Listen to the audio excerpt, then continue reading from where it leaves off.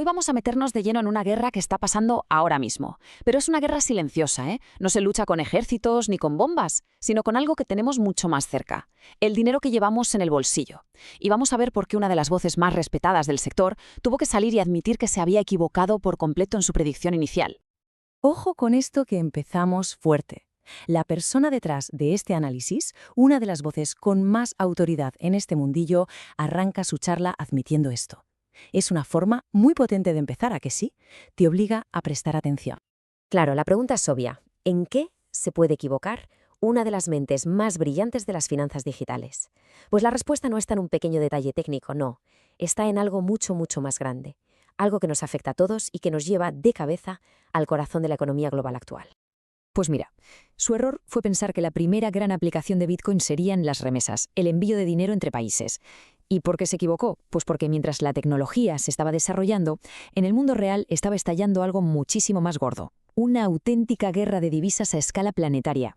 Y que nadie piense que esto es algo que va a pasar. No, no. El análisis sostiene que este conflicto lleva acelerando desde la crisis financiera de 2008 y desde entonces no ha hecho más que empeorar, dejando a millones y millones de personas atrapadas en pleno fuego cruzado. Hablamos de ciudadanos de a pie, gente de países como Grecia, Venezuela, la India, Argentina. ¿Y qué tienen en común? Pues que sus ahorros, su estabilidad económica, están siendo usados como si fueran armas en estas guerras de divisas. Son básicamente rehenes de este juego.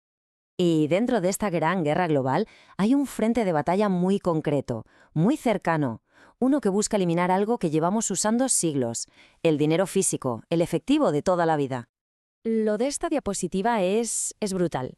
En la India, el gobierno, de un plumazo, eliminó el 86% del valor del efectivo que circulaba en solo 4 horas.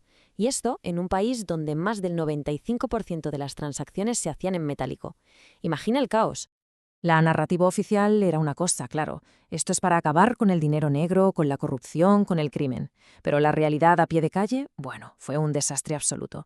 Industrias enteras paralizadas y gente que no podía ni comprar comida o medicinas. Un golpe tremendo para la economía. Y la idea de fondo aquí, según este análisis, es que esto no fue un hecho puntual en la India. Es parte de un movimiento global para sustituir el efectivo, que al final es la última forma de dinero anónimo y privado, por sistemas digitales que permiten una vigilancia y un control total. Pero la guerra no es solo contra el dinero en efectivo de la gente, también se libra a lo grande, entre países. Vamos a ver ahora cómo las propias naciones convierten sus monedas en armas que se lanzan unas a otras. Esta imagen es que lo clava. Tienes gobiernos con deudas públicas imposibles de pagar. ¿Y qué hacen? Pues toman la decisión, a propósito, de devaluar su propia moneda. ¿Para qué? Muy sencillo, para que esa deuda gigantesca valga menos. El problema, claro, es que lo hacen a costa del dinero de su propia gente. Así es como funciona. No se trata de producir más o de ser más eficientes. No, se trata de destruir el valor de los ahorros de la gente. Es ni más ni menos una confiscación de riqueza, pero disfrazada de política económica. Es un impuesto fantasma que te va vaciando los bolsillos sin que te des cuenta. Para entender un poco la mentalidad que hay detrás de estas decisiones, el análisis propone una analogía que es buenísima. Es como si los responsables de la política económica estuvieran jugando a un videojuego, a un SimCity, pero con países enteros.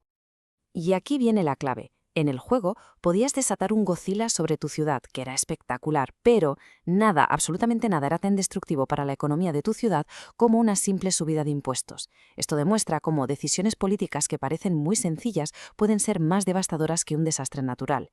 Entonces, en mitad de todo este lío de guerras de divisas, el análisis posiciona a Bitcoin no como un activo para especular, sino como algo totalmente diferente: un refugio neutral, una estrategia de salida para la gente que está atrapada en medio del conflicto.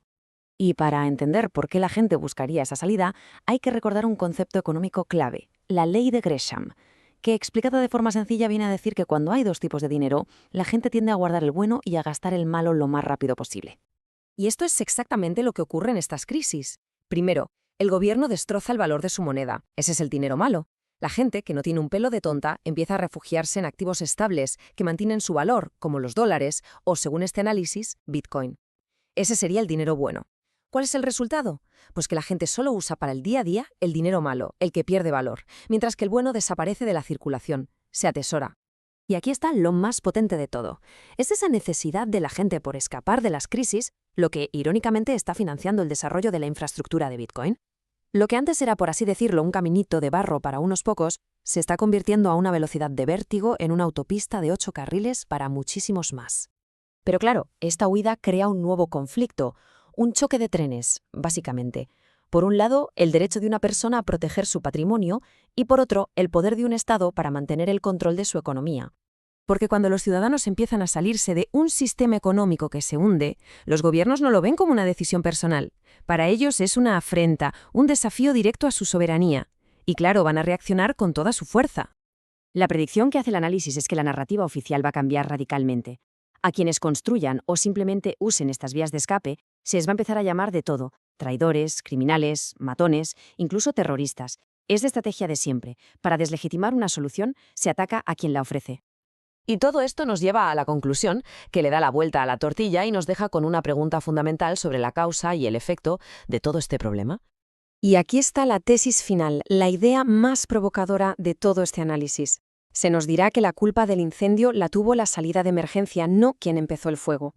Se culpará a la herramienta de escape del desastre del que permite huir. Y el análisis se cierra con esta frase, que es casi un lema: nosotros no iniciamos el fuego. Una afirmación contundente que deja una reflexión en el aire. Si la casa está ardiendo, ¿de quién es la culpa? ¿De quien te enseña la puerta de salida o de quien prendió la cerilla? Ahí queda eso.